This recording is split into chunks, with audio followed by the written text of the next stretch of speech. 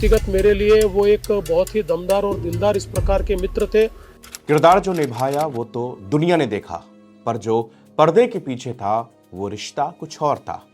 हाथ तो अब भी मिलते हैं हजारों से महफिल में, मगर उस कंधे पर जो भरोसा था वो कुछ और था।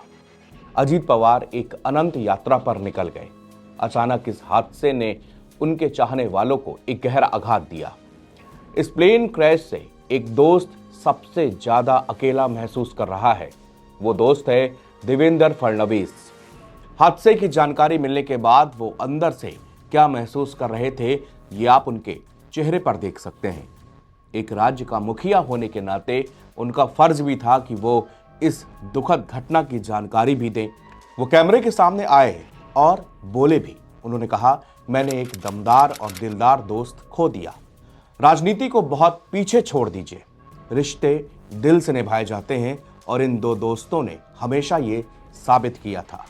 अजीत दादा वो दोस्त थे जो राजनीति से परे हट के लाख लोगों से दुश्मनी लेकर राजनीतिक मान मर्यादाएं सब अलग फडणवीस का साथ देते थे। आज हम आपको अजीत और देवेंद्र की दोस्ती की वो कहानी सुनाने जा रहे हैं जो आपको भावुक कर देगी। और सत्ता, कुर्सी, राजनीति, चुनावी नारे, आरोप प्रत्यारोप से परे हटकर व्यक्ति कैसे रिश्तों की डोर से बंधा होता है, ये इससे महसूस होता है। एक अपरिमित इस प्रकार की हानि है। व्यक्तिगत मेरे लिए वो एक बहुत ही दमदार और दिलदार इस प्रकार के मित्र थे। जुलाई 2024 की एक धुंधली सुबह याद आती है। अजीत पवार और देवेंद्र फडणवीस हेलीकॉप्टर में एक साथ सफर कर रहे थे। गढ़चिरौली के आसमान में उनका हेलीकॉप्टर उड़ रहा था। तभी अचानक बादलों की धुंध में हेलीकॉप्टर समाता गया। चारों तरफ सिर्फ सफेद कोहरा, आगे पीछे दाएं बाएं कुछ नहीं दिख रहा था।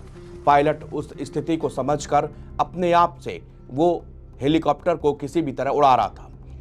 अब अजीत पवार परेशान होने लगे और उनके माथे पर पसीना आ गया था कि ये क्या हो रहा है।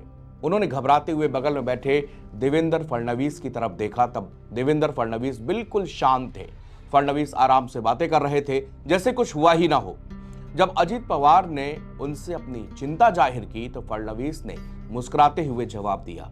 उन्होंने कहा कि उनके साथ पहले भी 6 बार ऐसे हादसे हो चुके हैं। फडणवीस ने दादा से कहा कि जब भी मैं किसी हेलीकॉप्टर या विमान में होता हूं और कोई खराबी आ जाती तो मुझे कुछ नहीं होता, इसलिए आप भी फिक्र मत कीजिए, आपको भी कुछ नहीं होगा। यह सुनकर डर के साए में बैठे अजीत दादा की हंसी छूट गई। आज वही गढ़चिरौली के बादल है, वही धुंध है, पर वो खौफ की हंसी में उड़ा देने वाला साथ अब इतिहास बन गया। उस दिन आषाढ़ी एकादशी का पवित्र त्योहार था। अजीत पवार ने बताया कि फडणवीस की बातें सुनकर उन्हें थोड़ी हैरानी हुई। वो डर के मन ही मन डर रहे थे और पांडुरंगा पांडुरंगा का जाप करने लगे। दूसरी तरफ फडणवीस उन्हें ज्ञान दे रहे थे। अजीत दादा ने मजाक में उन्हें महाराज तक उस दौरान कह दिया था। उनके साथ बैठे उदय सामंत भी काफी डरे हुए थे। काफी देर के बाद जब बादल छटे और उन बादलों के बीच से जमीन दिखाई दी, तब जाकर उनकी जान में जान आई। अजीत दादा ने सबके सामने इस किस्से को अपनी खास स्टाइल में, जैसे वो बोलते थे, वो साझा भी किया।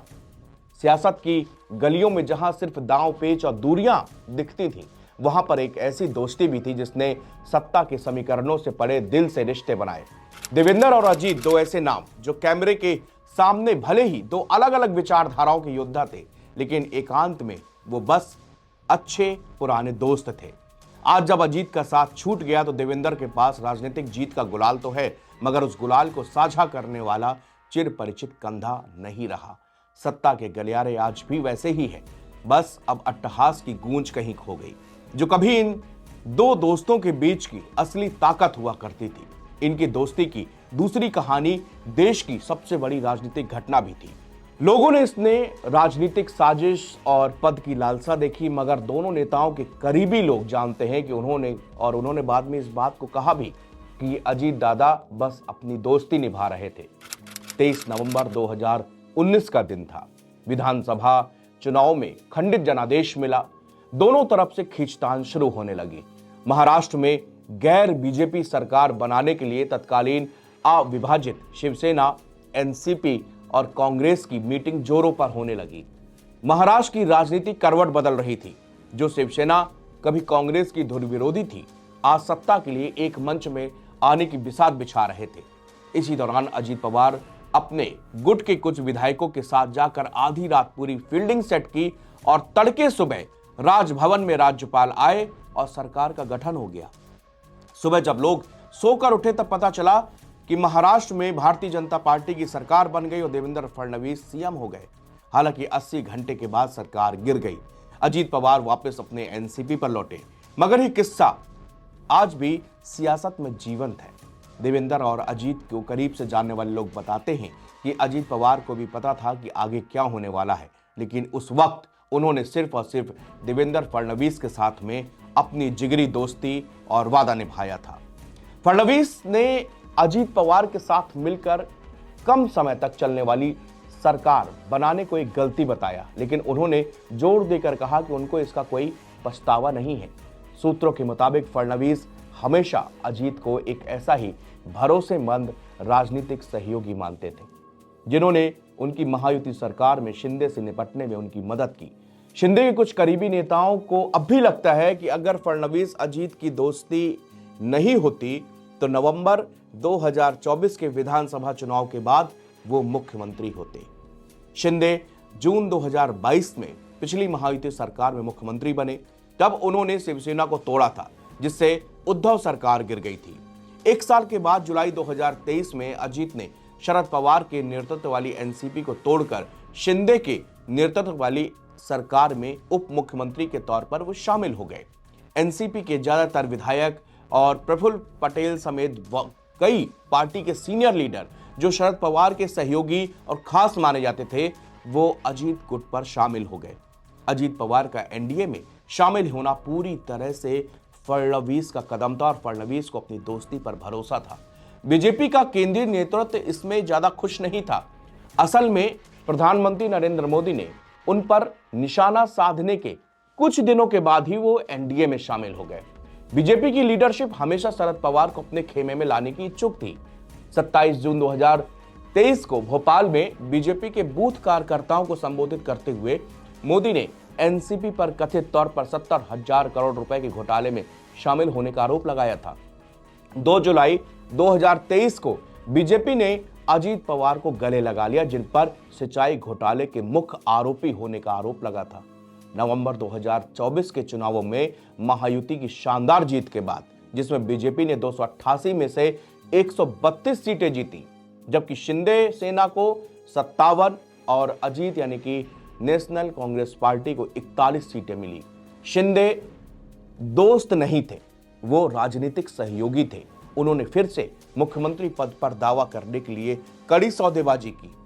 फिर दोस्त देवेंद्र की साख बचाने के लिए फिर जो है अजीत दादा ने अपना पैर अंगद की तरह जमा दिया और देवेंद्र फडणवीस के कंधे पर हाथ रख के कहा कि मैं तुम्हारे साथ हूं देवेंद्र, आगे बढ़ो। अजीत की मदद से फडणवीस ने इसे पूरी तरह से नाकाम कर दिया। अब सिर्फ कहानियां बची हैं, वो कहानियां जो हम और आप गढ़ रहे हैं।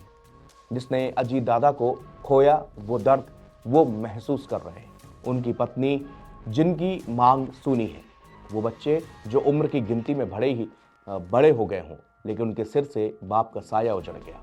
वो परिवार जो कि अजीत पवार की मौजूदगी से गुलजार रहता था, आज वो वीरान है। जो बारामती उनके आने की खबर सुनकर सड़कों पर दौड़ पड़ता था, आज सड़कें खामोश हैं। एक अजीब सी वीरानियत घर कर गई है। जब देवेंद्र फडणवीस उन्हें श्रद्धांजलि देते हुए कहते हैं कि मैंने अपना एक बड़ा और दिलदार दोस्त खो दिया, तो उसमें एक मुख्यमंत्री का दुख कम और एक दोस्त का दर्द ज्यादा झलकता है, जिसने सत्ता की सीढ़ियां तो साथ चढ़ी, लेकिन मंजिल पर वो अकेला रह गया। कहानी किस्सों को हम लोग यहीं पर रोकते हैं और हफीज होशियारपुरी की एक शेर के साथ मैं इसको यहाँ पर खत्म करूंगा कि दोस्त आम है, लेकिन दोस्त मिलता है बड़ी मुश्किल से। शुक्रिया।